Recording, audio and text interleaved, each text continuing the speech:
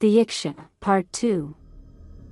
This female ghost has a lot of resentment. It will not stop until it can release the sadness in its heart. There is one absurd thing that I can't figure out.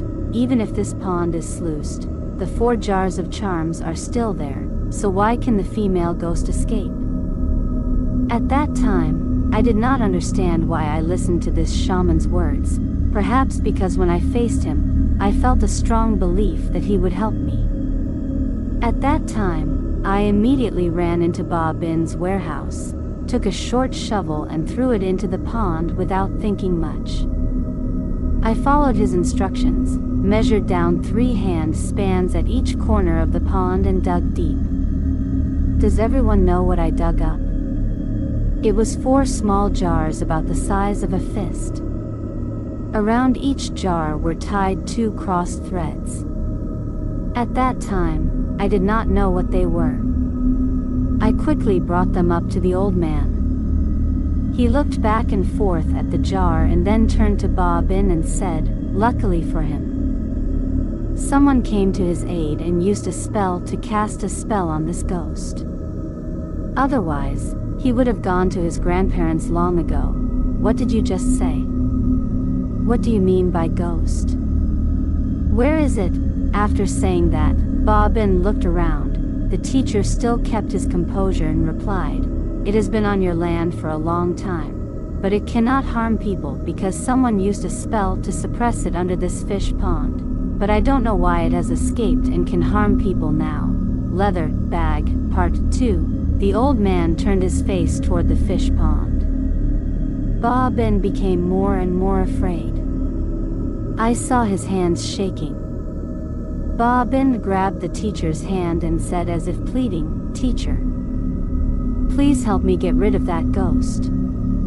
I will pay you any amount. The old man glared at Ba Bin and said, what goes around comes around. I will definitely catch ghosts. As for the money, I will only take a small amount to buy tools for my profession. If you really have a heart, use that money to do charity work to help the poor, and actively go on pilgrimages to the temple to accumulate virtue for yourself. Yes, I will listen to everything, teacher. What should I do now, teacher? Have you bought all the things I told you to buy? I bought everything. Okay, first you hang a unicorn stepping on the bagua on the top of the house beam. It will help reduce the evil spirit. Hang a convex bagua mirror on the main door, then have someone move the back door to one side to avoid the evil path. Also you should cut down some trees around the house to let the positive energy in. As for my father's grave, I will choose a good day and in-house to rebury it. Thank you, teacher. I will go to work right away. Ba Bin thanked him profusely and was about to run off to prepare when the old man stopped him. Wait, no rush. Sit down here. I have something to ask you. Ba Bin listened and quickly lifted a stool to invite the old man to sit. Now tell me the truth. Yes, what is the truth, teacher? Ba Bin seemed confused about that statement. The old man continued, the truth about the body at the bottom of the pond. At this moment, Ba Bin's face began to change color. Yes. Yes. What body? There is no body under my fish pond. Okay. It's okay if you don't want to talk, I won't force you. But I'm not sure if you can keep your life in the future. I'll go home now. After saying that, the old man stood up to leave but Ba Bin stopped him. Wait a minute, teacher, please sit down and listen to me finish. Actually, Ba Bin hesitated for a moment, then he sighed and said, perhaps this is the sin my father committed. This happened when I was very young. It was only later that I heard my mother tell me. At that time, my house was still built as it is now, simply a classic tiled house. One time, my father went by boat to buy rice in the Melaleuca River and met a young girl. This girl fell in love with my father. They lived together, but I heard that this girl was already married. Then my father returned. After a while, The girl came to the house and said that she was pregnant with my father, but my father refused to accept it because at that time he was a person of social status. If this story was revealed, it would greatly affect his reputation and my mother would definitely not let this matter go. The girl cried a lot and then left in the stormy night. The next morning, my father opened the back door of the house and saw the girl's body wearing a red dress hanging from a tree branch. So what did they do with the body? I didn't hear them mention this either. I only know that after that period of time, my mother was constantly sick and had nightmares every night, and so did I. At night, strange phenomena often occurred in the house, such as at night, we often heard very mournful crying echoing around the house. The rice pot cooked for less than an hour already had a foul smell like mud. While my father was having a headache about what happened, a man came to my house claiming to be a feng shui master or something. He said that my house had bad luck, so it often made the homeowner sick all the time, and had a lot of bad luck. That man suggested that he wanted to rebuild the house for my father according to feng shui to change his fate. My father felt like he had solved a problem in his heart and immediately agreed. So this house was built before the feng shui master left. He told my father that after he passed away, he had to ask his children and grandchildren to build a tomb exactly like the one everyone sees now. When he left, everything seemed to have been resolved. But unexpectedly my mother's illness became more and more serious. The strange things in the house continued. There was no other way, so my father invited a shaman home. The two of them went behind the house to whisper something but absolutely did not let anyone follow.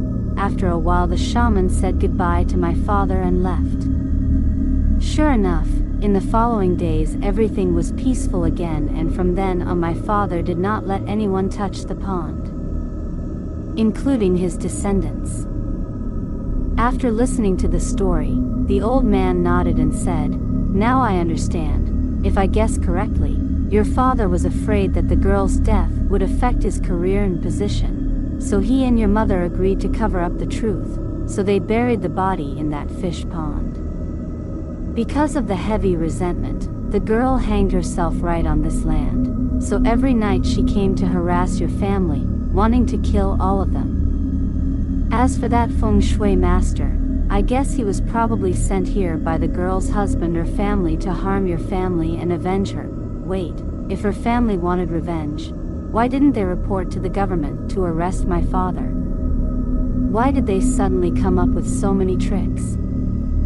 The old man smiled faintly and said, if they reported to the authorities, only his father would be arrested. They asked the feng shui master to help their descendants slowly fail and not be able to change. That's the evil in it, so that's it. And yet I was stupid enough to listen to that feng shui master and build my father's grave in the exact position of death. I brought disaster upon myself. Your father must have also realized the harassment of that female ghost, so later he invited a shaman to come and suppress it so that you could escape the disaster. But I still have one question that I don't understand. Why did you stir up that pond when your father told you not to touch it? Sir, actually, because I was greedy. A while ago I heard the fish in the pond making a ruckus every night, so I suddenly thought that the fish raised for so long must be very big, and if I caught them to sell they would be very expensive. I couldn't control myself, so I forgot my father's advice. Greed will make people ignorant. The karma that our ancestors created, now we have to bear it. If only it had been on my head, but instead it took my son's life. This female ghost has a lot of resentment. It will not stop until it can relieve the depression in its heart. There is one absurd thing that I cannot understand. Even if this pond is sluiced, the 4 amulet jars are still there, so why can the female ghost escape? Just then, I began to interject into their conversation. Sir, I think I accidentally helped that ghost escape. As I spoke, I felt a pang of conscience and regret. When they heard me say that, both of them were surprised. Bob quickly spoke up. I remember, sir. That day, I asked Quach to come over to my house to clean the pond. Maybe that's how the ghost escaped. The old man looked at his son intently and lowered his voice. From the beginning I sensed something was wrong with this guy. Now tell me the whole story. Yes. Actually, the story is like this. He began to tell them everything that had happened in the past. After hearing the story, Bobbin got angry. I didn't expect you to be as greedy as me. You've already killed the lives of 2 little creatures. Well, now is not the time to blame, everything has its fate. Now it is clear, that female ghost entered that golden ring and borrowed this guy's young energy to escape. Oh no. The old man suddenly stood up, his face serious as he turned to ask his son, "Did your brother throw that ring into the river next to his house?" "Yes, that's right. Is anyone at home?" "Yes. As for my wife, because she is crazy, I cannot take her with me." "Oh no. You better take me there now. Hurry or it'll be too late." "What really happened, teacher?" "There is no time to explain. We have to go to your uncle's house right away. I will explain on the way." So the 2 of them and I immediately set off. It was already dark. On the way, the old man explained that female ghost died in a tragic death, and was buried at the bottom of the pond by the person she loved. Of course, she hated water. Now, you throw her into the river next to your house. Think about the consequences. You also left your wife alone at home. I hope your wife's life is not short. Hearing the old man say that made me extremely worried. The way home was far, and my wife was alone at home. I was also sometimes conscious and sometimes unconscious. After a short time, everyone finally arrived at my house. Standing in front of my house, I felt something was wrong. After today, my house was unusually quiet. The frogs around the house that were usually chirping around the house suddenly stopped. The oil lamp in the house was not lit, only pitch blackness could be seen inside. My wife was also nowhere to be seen. If it was normal, my wife would have been screaming. I didn't think anymore and was about to go into the house to look for her, but the old man stopped me. "You don't need to look for your brother. Your wife isn't home. Go light a big torch for me." I did as he said, lit a big torch. He did not go into the house, but went straight to the river bank where I threw the ring. "Quickly light 3 incense sticks for me. Prepare rice, salt, 2 cups of water, 3 cups of wine, 2 candles, a tray of food." "Does your uncle's house have votive paper?" "Yes.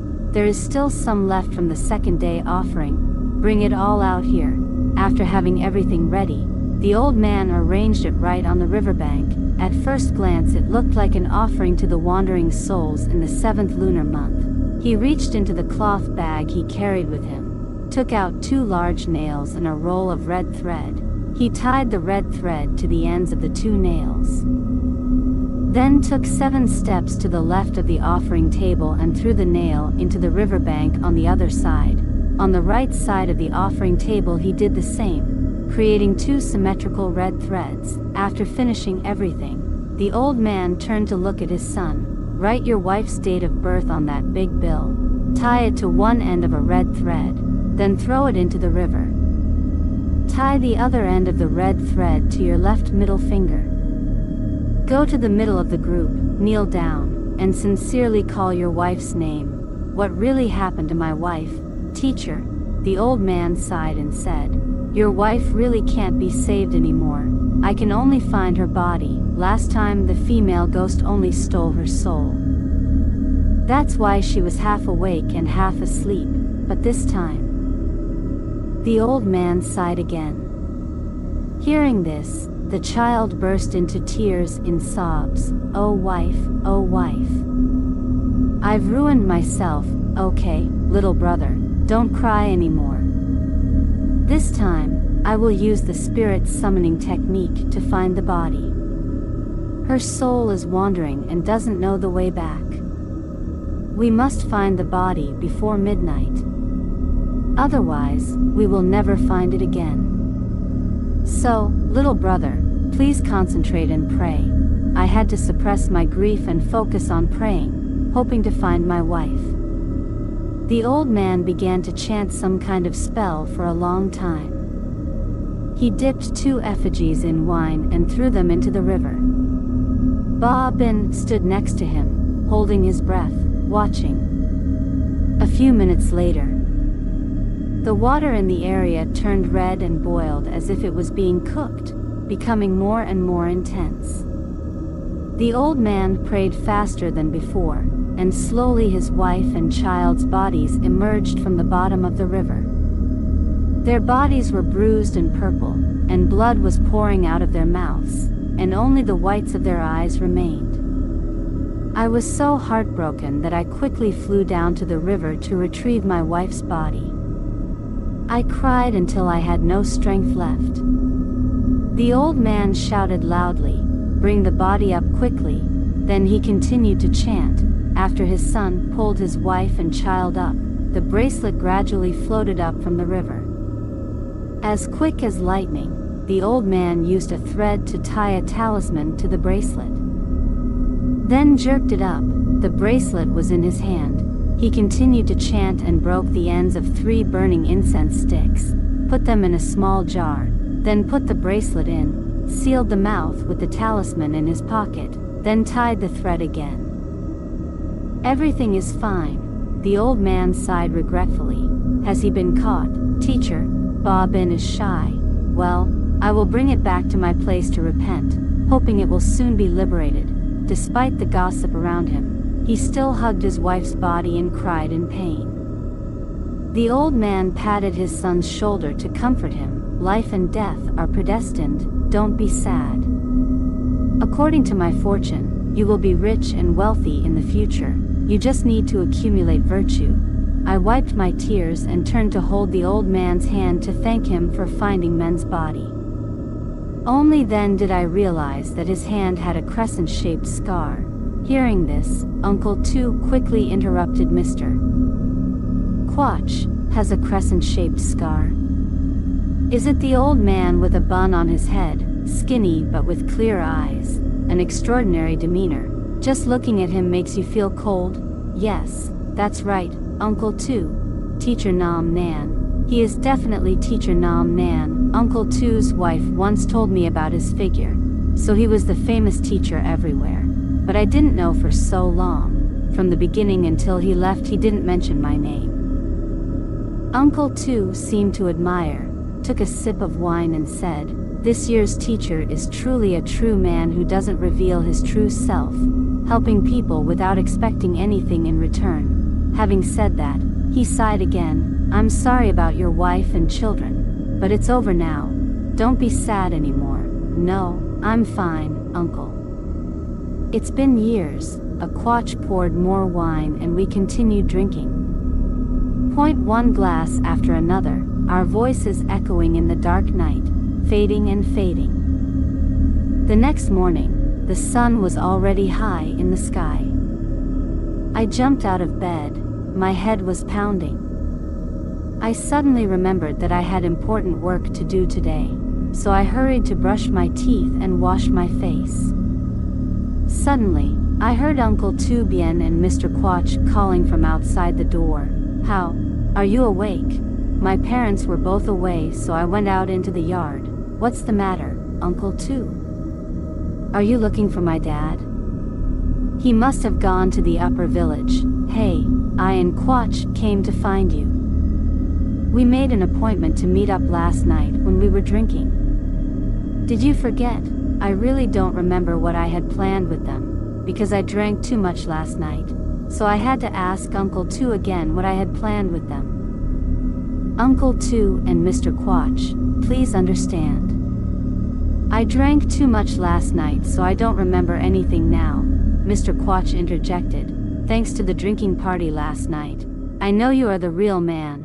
I was bewildered when Uncle Tu continued, "Last night you got drunk and told me and Quach everything. It turns out you are a disciple of Master Nam Nan. Yet you dared to hide it from me for so long. I am very angry with you." I was stuttering, not knowing what to say, when Uncle Tu continued, "Last night you said that the important thing to handle today was to catch the bridgehead ghost, also known as the skin ghost because it usually sits at the bridgehead every night, in the upper hamlet. You also promised to let me and Quach participate in this case. Me and Quach have prepared everything you told me to. I have never caught a ghost in my life. If you promise me that, don't ever look at me again." Only then did I panic and mumble, "Oh no, alcohol really makes me say things I shouldn't have." "Anything else, Uncle Tu? You told me a lot of stories. You must have been too drunk to forget. Let me tell you from beginning to end. The story is like this.